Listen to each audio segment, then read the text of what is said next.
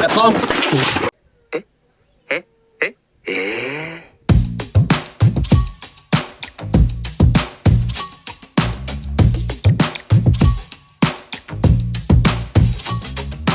Ito ang bagong Team Payaman Spider Helmet, the Spider Corsa. Ito yung pinakabagong release ni Kong TV. Walang gasgas. Ang ganda ng bag nito, kaya kapag pupunta ka sa mall, hindi ka mahihirapang dalhin. Ang kapal ng kanyang strap, kaya safe na safe ang helmet mo.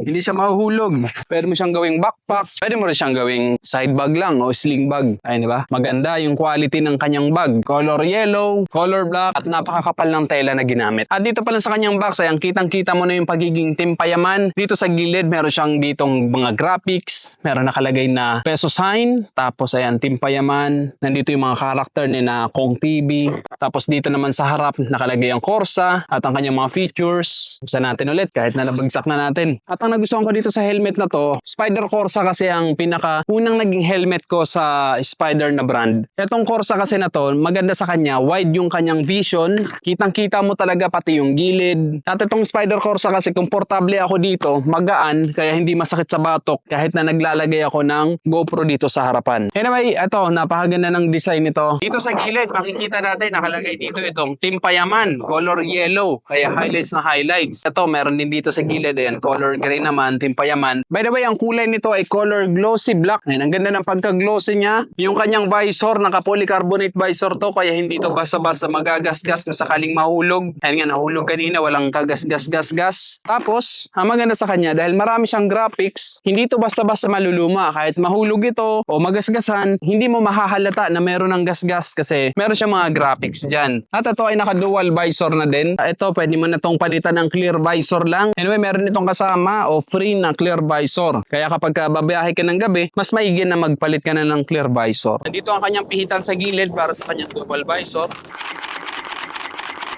Okay naman siya. Kanyang visor, okay naman. Hindi naman nasisira. Hampas ko pa kaya to, no? Kung hindi lang ako nanghihinay, hampas ko to. Tapos dito sa gilid, ayan, nakalagay dito, Team Payaman. Tapos dito sa gilid, ayan, nakalagay dito, Team Payaman. Akala ko kanina, sticker siya. Nakalagay na talaga siya dyan, nakaprint na siya. Napakaganda rin ang pagkaka-glossy yellow niya dito sa gilid. Or parang gold, itong part na to. Then ayan, nakalagay ditong Spider. Then meron siya ditong Certified Product Safety. So dumaan siya sa quality control. Tapos dito sa pinakataas, ayan, nakalagay itong peso sign. Ayan, ang ganda, di ba? Peso sign.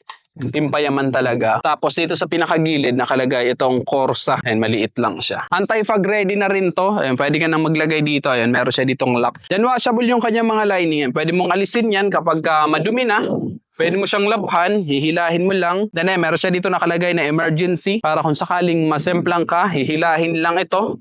At madaling matatanggal sa ulo mo itong helmet. Then naka-quick release ito. Kaya madali siyang suotin at madali siyang tanggalin. Ganda rin yung quality ng foam na ginamit dito sa Spider Corsa. Parehong-pareho lang din yung comfort niya doon sa Spider Corsa na version 1 na una kong naging helmet. Na hanggang sa ngayon ay ginigamit ko pa rin dahil napakaganda pa rin at komportable pa rin akong gamitin. Lampas 2 years na sa akin pero okay na okay pa rin eh. Parehong-pareho lang yung kanilang comfort. Malambot siya kaya komportable sa mukha. Then itong part na to ay rubber. Ayan, kaya kapag umuulan, dito dadaan yung tubig, hindi siya papasok dun sa loob. Reflectorize ito. So dagdag visibility yan, lalong-lalo na sa gabi, mas makikita tayo sa kalsada. Dahil kapag tinamaan ng ilaw yan, nagre-reflect ang ilaw dyan, parang umiilaw siya. At isa sa nagustuhan ko dito sa Spider Corsa, itong kanyang spoiler, maliit lang o maikli lang, kaya kapag nilalagay ko siya sa aking top box, hindi sumasabit. Hindi kasi talaga ako fan ng mga helmet na pagkahaba-haba ng spoiler, nababaduyan ako dun. So ito, saktong-sakto lang ang kanyang spoiler, stylish naman siya at sporty tingnan kahit na maliit lang siya. Dito sa harapan meron siya ditong exhaust. Yan, kapag